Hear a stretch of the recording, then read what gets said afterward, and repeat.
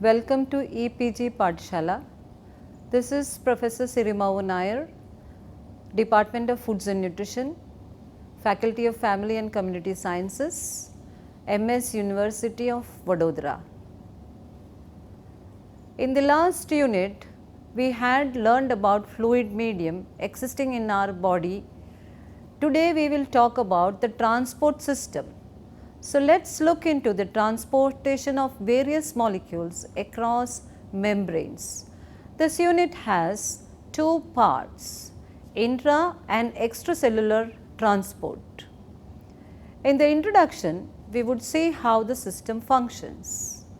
Body has an open system, takes in quite a large number of particles as solids and liquids. Some of them are in the form of major proteins, rather micro or macromolecules. To maintain the balance between intake and output, the body needs to readjust all the particle concentrations after completion of its metabolic activities. Thus, it maintains principles of homeostasis. In simple words, the total amount of substance in the body equals to the intake plus production minus the excretion minus the metabolism. Water and nutrients, all forms enter into the system as food and is absorbed through intestine. Gaseous exchange happens through lungs while volatile and lipid based molecules pass through barriers of membranes.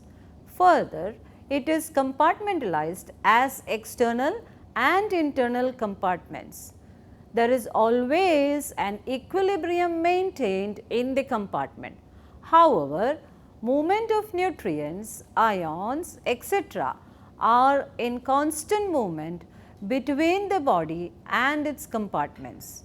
These movements are due to transport mechanisms which are named as active and passive transport. With the objective here, the learner will be able to comprehend the working mechanism of active and passive transport. They would be able to relate with the interaction of nutrients which can influence the channel activities. Active transport process requires high amount of energy. This comes from ATP molecules. The passive transport occurs due to bulk flow of liquids from one area to the other. During such a flow, the particles move across more than one membrane and causes a change in the pressure gradient. The best example is movement of blood flow. Due to the high intense pressure of the heart, the RBCs which are suspended in the plasma will flow across. In passive transport, though there will be no hindrance, the cell membrane can selectively act as semi-permeable barrier. Majorly here, the size of the molecule and its solubility can influence the movement. The best example is membrane passive transport. The passive transport involves diffusion as a major process. Diffusion has following properties. Molecules travel from higher area to lower area of concentration. Majorly, this is difference in concentration termed as chemical gradient. Also, the molecules keep moving across till they reach at equilibrium. Diffusion slows down as distance increases. Temperature has an effect on the process more than heat, better than diffusion. Some of the molecules dissolve in the lipid mediums faster. According to Fick's law of diffusion, rate of diffusion of a surface area multiplied by concentration gradient multiplied by membrane permeability is the membrane thickness. The following figures explain this. In most physiological cases, the membrane thickness is constant. Hence, diffusion rate would be concentration gradient multiplied by membrane permeability into the surface area. Thus, it can be stated that when concentration of particles become equal on both sides of a membrane, transport stops. Therefore, it attains equilibrium. The process remains similar in case of facilitated diffusion also. The second one is osmosis. As observed earlier, while diffusion renders equilibrium by particle movement, water gets removed across its concentration gradient. In the solution, when the molecules are too large, then they cannot pass through the membrane pores. Therefore, pressure would be exerted to move the solutes. This force is named as osmotic pressure. The best example is mixing of sugar in coffee or tea. We can see here the video which shows this. Two solutions of sugar is separated by a semi-permeable membrane, where the membrane is too small to permeate the sugar. One side it has high concentration of sugar, twice the amount of the other. After few minutes, you can see the concentration of sugar will be equal on both sides. This is due to the fact that osmotic pressure across the membrane pulls the water from the dilute area into the higher concentration area, or we can say water has moved down against the concentration gradient. This phenomenon progresses till equilibrium reaches the solution, becomes isotonic. Here in the RBC cell, we can see the physiological mediums and its effects pertaining to hypo, hyper and isotonic mediums. Plasma osmolarity changes due to plasma water concentration. It becomes more dilute when compared to intracellular fluids within a cell. As a result, water will move down its concentration gradient across membranes. Plasma becomes hypotonic. Vice versa happens when plasma becomes more concentrated with hypertonic. For an RBC, 0.9% sodium chloride solution, which is normal physiological saline, is isotonic. The RBC membrane behaves as an impermeable medium to sodium and chloride ions and the solutes. When in the normal medium, the solution bathes the RBC. Here, water molecules enter and exit at the same rate. As a result, the RBC will be able to retain the shape, size and the volume. In hypotonic medium, water will enter faster into the compartments than they leave. The RBCs swell and burst, resulting in hemolysis. In an hypertonic medium, 2% sodium chloride, the water moves out faster than they enter. This causes shrinkage of cells and is known as crenation. These techniques are used in the therapeutic approaches where solutions for IV or liquids for IV are infused into the blood. The principle of transfusing fluids is used here. The mixture based would be an isotonic medium of 0.9% sodium chloride and dextrose of 5% in water. Hypertonic mediums like mannitol relieves fluid overload through osmosis of water from interstitial fluids into the blood. Further, kidneys would excrete the excess water as urine. Hypertonic solutions like oral solutions can be used in the treatment of dehydration. On administration of these fluids, water moves from blood to intestinal fluids and then to the body cells to rehydrate them. All these processes occurred without involvement of energy. Now, coming to active transport, this transport involves ATP molecules, means it involves energy. It can be mediated through structural ports, enzymes, receptors, etc. Here we can subdivide the transport ports into two categories: channel ports, which create fluid filled passage and makes extra and intracellular compartments. Carrier ports binds substrates but would not associate with contra or extracellular fields. The figure shows the selectivity of the channel, which is determined by the diameter of a central pore by electrical charges of amino acids in that channel. Primary active transport, here ATP is the source of energy to push molecules against their concentration gradient. The secondary transport uses potential energy of any one molecule to push the other molecule. Example, sodium potassium ATPase.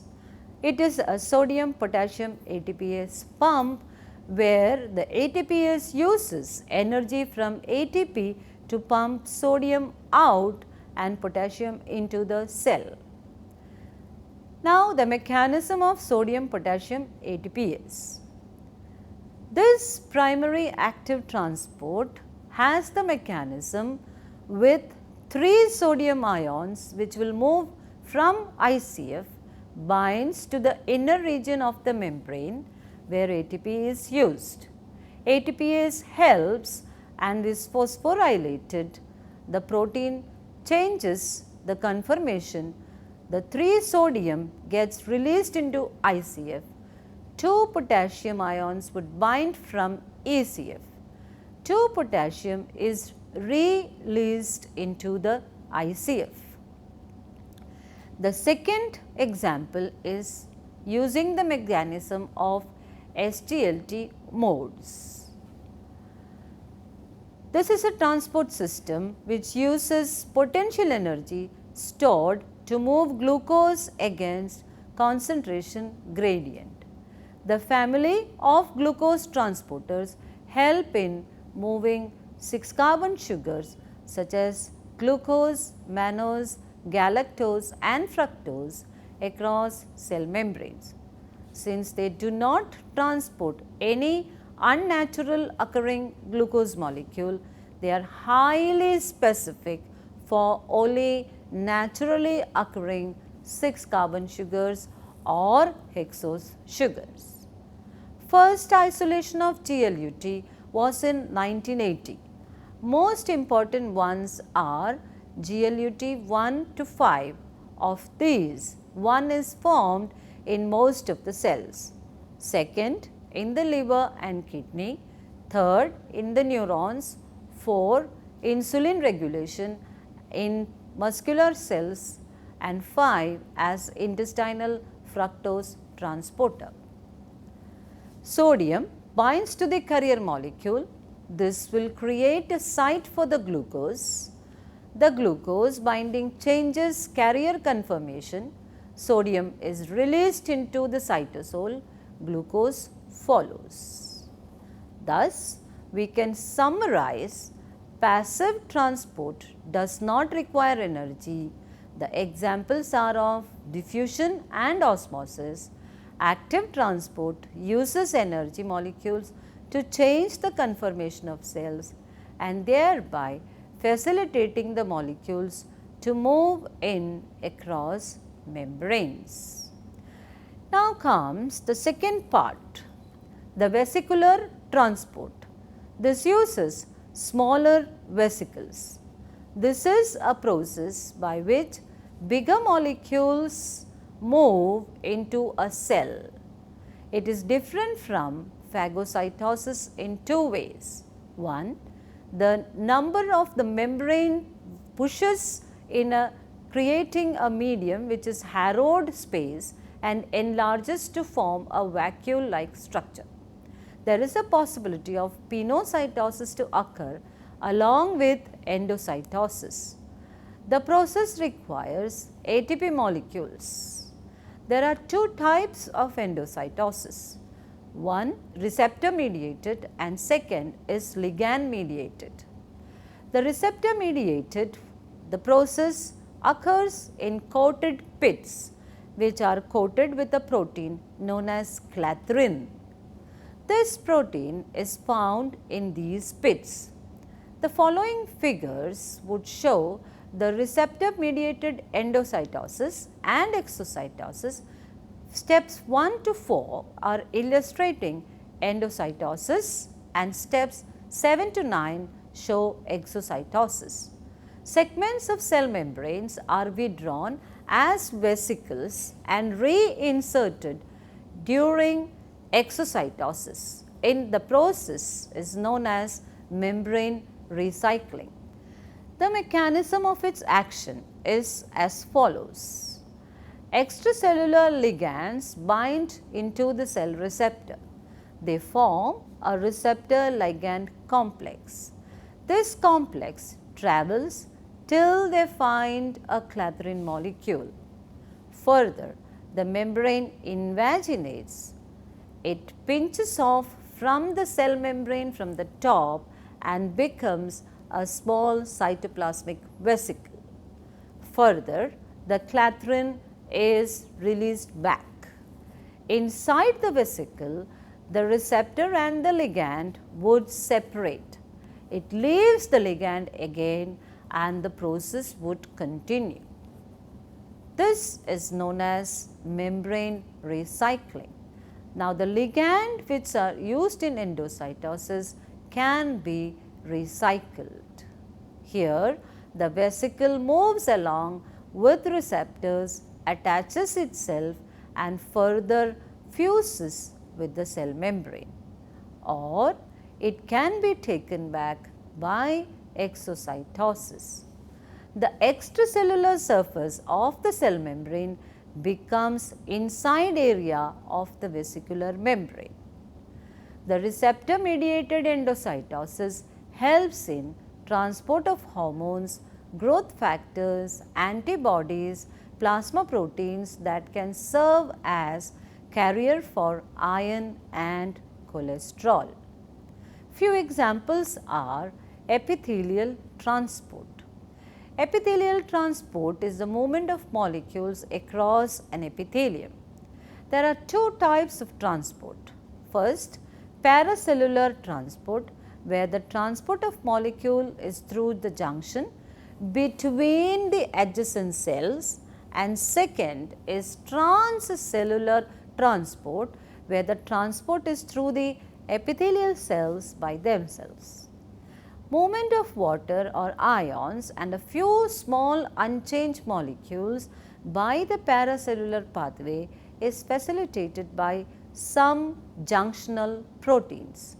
They can be claudins or molecules which form larger holes or pores.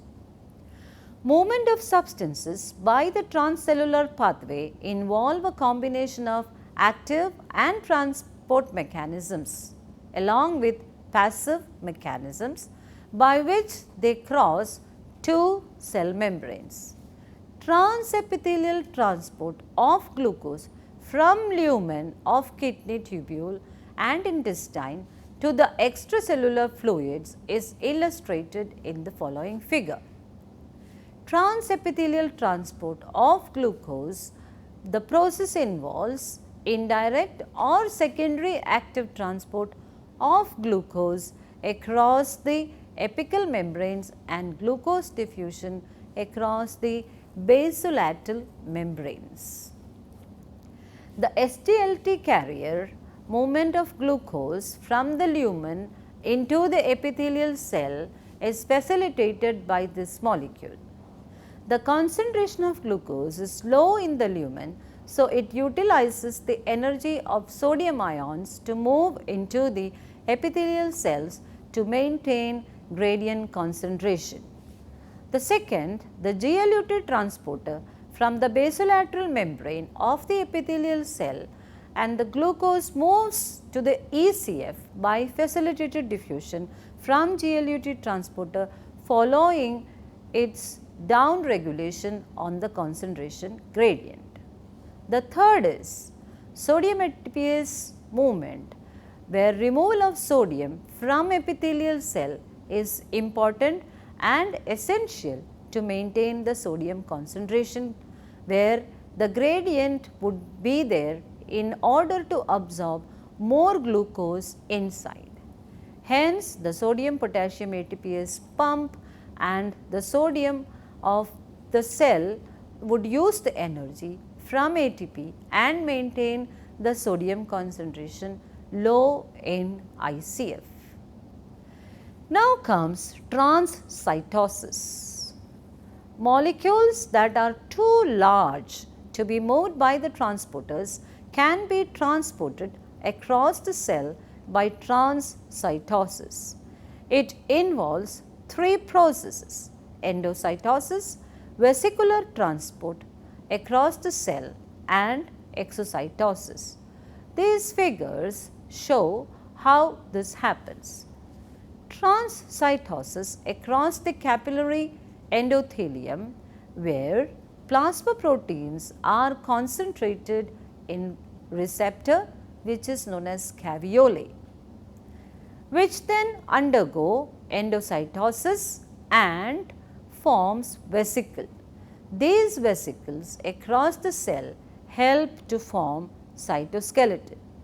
The contents of vesicles are released into the interstitial fluid by exocytosis. By this mechanism, infants absorb maternal antibodies in the breast milk, which is used for developing immunity. The cell to cell communication is the second process. There are two basic types of physiological signals: chemical and electrical. Most of the communication is through chemical signals. Different methods for cell to cell communication include the direct cytoplasmic transfer through gap junctions, contact depending signaling, which are local chemical communication by paracrine signals and autocrine signals. Long distance communications are by neurocrine molecules. Example, cytokines functions as both the local and long distance signals. Signal pathways which will involve chemical signals have specific affinity for their receptors present on their target cell, binding to these which will initiate a response. There are few types of membrane receptors. The receptor channel has ligand binding openings and it closes the channel. The receptors would have enzymes. Ligand binding to a receptor enzyme complex activates the intracellular enzyme. The G protein coupled receptor, where ligand binding to a G protein coupled with the receptor can open an ionic channel or alters the enzyme activity. The best example is integrin receptor. The ligand binding to the integrin receptors can also alter cytoskeleton. Signal amplification is an important step in transformation of signals in a cell. Here, the receptor ligand complex activates amplifier enzyme. This helps to amplify signals and allow small amount of ligands to create a large effect. Example, adenylyl cyclase, guanylyl cyclase and phospholipase C are the most common amplifying enzymes. GPCR-CAMP signal transduction is one example. Many lipophobic hormones use this pathway for signal transduction. Based on the figure, the steps illustrated are in the figure. The G protein coupled adenylyl cyclase CAMP system illustrates a signal cascade. Signal molecule binds to G protein linked receptors, which activates the coproteins. This in turn activates adenylyl cyclase. It is an amplifier enzyme and amplifies the signal. Adenylyl cyclase converts ATP to cyclic AMP. The CAMP activates protein kinase A. Protein kinase A phosphorylates other proteins, leading ultimately to a cellular response. The GPCR phospholipase system is the next example. The figure explains phospholipase C system. Signal molecule activates the receptor and associated G protein. This in turn activates phospholipase C.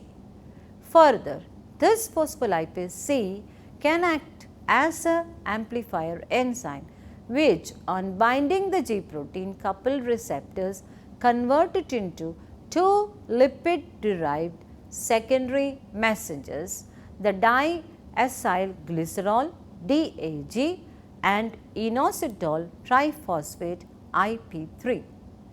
We can see in these figures the phospholipase C system. In the system, another G protein coupled secondary messenger, which phospholipase C converts membrane lipids into two secondary messengers, the DAG and IP3. The DAG activates protein kinase C, which phosphorylates proteins, and IP3, thus causing the release of calcium ions from organelles, creating a calcium channel signal. The novelty of these signal molecules are calcium itself acts as an important signal molecule.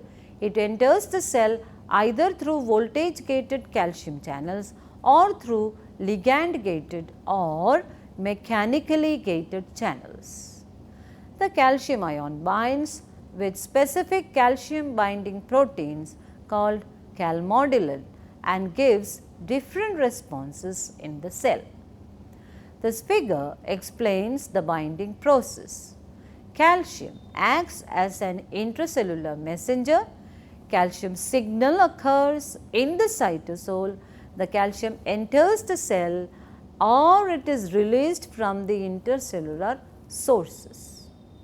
Binding of calcium to calmodulin to alter the activity of the enzyme transporter or gating the ionic channels is possible. Calcium binding to regulatory protein alters the movement of contractile and cytoskeletal proteins such as microtubules. Example, calcium binding to troponin initiate the muscular contraction in a skeletal muscle. Calcium binding to regulatory proteins triggers exocytosis of secretory vesicles. The release of insulin from pancreatic beta cells is best example. The direct binding of calcium to the ionic channels alters their gate states. Example, calcium activated potassium channels of a nerve cell. It can fire the neurons. Initialization of embryo development upon entry of calcium into fertilized egg is another example. Other such important molecules of these natures are nitric oxide, carbon monoxide, hydrogen sulfide and are short-lived gaseous signal molecules. Nitrous oxide activates guanylyl cyclase and The arachidonic acid cascade creates lipid signal molecules such as leukotrienes, prostaglandins and thromboxanes. All of these operate via calcium channels. Thank you very much for a patient listening.